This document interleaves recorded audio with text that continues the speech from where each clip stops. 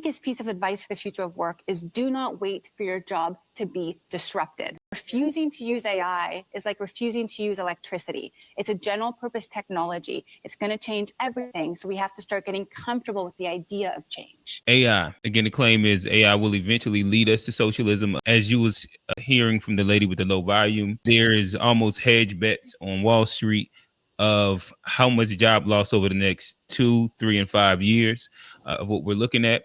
Even one of the owners of one of the bigger language models that's out said that, it's about to be a wave. I think he said a bloodbath inside the employment field. Are we getting to a spot where eventually, with what's predicted of the job market, that social programs will almost become a necessity more than something that we have conversations over about if this certain group should be applicable for it? I mean, I think it's going to push us closer to socialism. I think, the American model is built on capitalism, so it'll still, remain maybe in like a skeleton form. But with the way AI going, with job losses, with the amount of money that it can save for certain corporations, without some kind of, regulation or policies, not necessarily, social programs, but they may be like certain caps that you have to put on capitalism to avoid like price gouging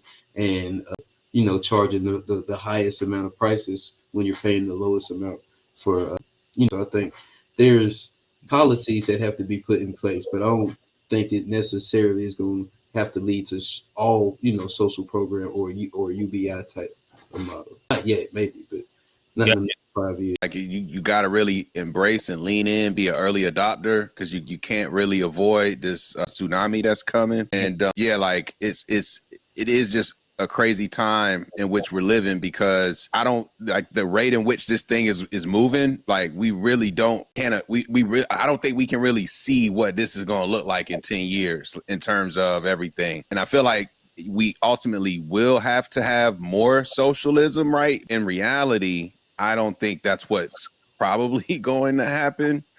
But if we care about our people and quality of life, it should happen. But I don't think that's what will happen. Yeah, I mean, I could see a form of socialism rising. I mean, because you can't really maintain capitalism without a consumer class. If you are gutting jobs and losing jobs all over the place, if people don't have money to buy, they can't consume, you can't have capitalism. So I think that there has to be some type of mandate where the general population can eat off of this too. It is going to take jobs, but it's like the AI is not taking the job. It's going to be people that are using the AI, that are mastering it. And, ideally in an ideal society, if it's done positively, if our government doesn't exploit it, it should give us a shorter work week. It should give us more free time as a society, more leisure time. They have to find a way to fill the gap economically, because everybody just can't lose their job, because how are you going to consume? It has to be some type of replacement or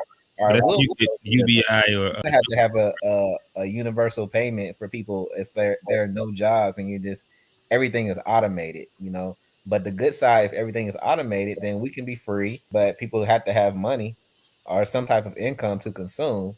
And so it's going to be interesting. So they have to find a way to spread the wealth, and it's not just going to Sam Altman and Elon and these big tech people. Physician friends are worried that the AI can now read the X-ray images to an accuracy of 90. So it can read with 98 accuracy. Then there's a very big threat to the profession. Imagine going to medical school and studying 10 years, going into medical school vets, and then being ousted by AI. That's not just going to happen to radiologists, but that can happen to any profession. I recently lost my job to AI, ChatGPT.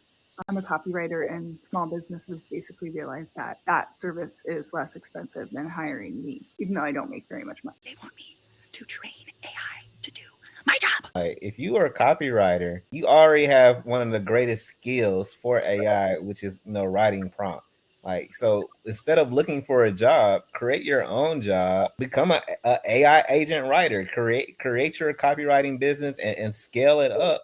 And by using AI, like it's too many people, I think, that's locked into the I need a job mind But what this is doing is like you can create industry, create your business, create job, and scale up by using the technology. You know, it can't write without a writer, without a prompter. And if you're already a writer, you already have a creative mind, you're ahead of the game, because the more creative, the more in depth you can prompt, the better the AI is going to produce. So somebody like her should be really thriving. Like, you know, just transition, learn the prompts, learn the apps, and restructure your service and what you offer.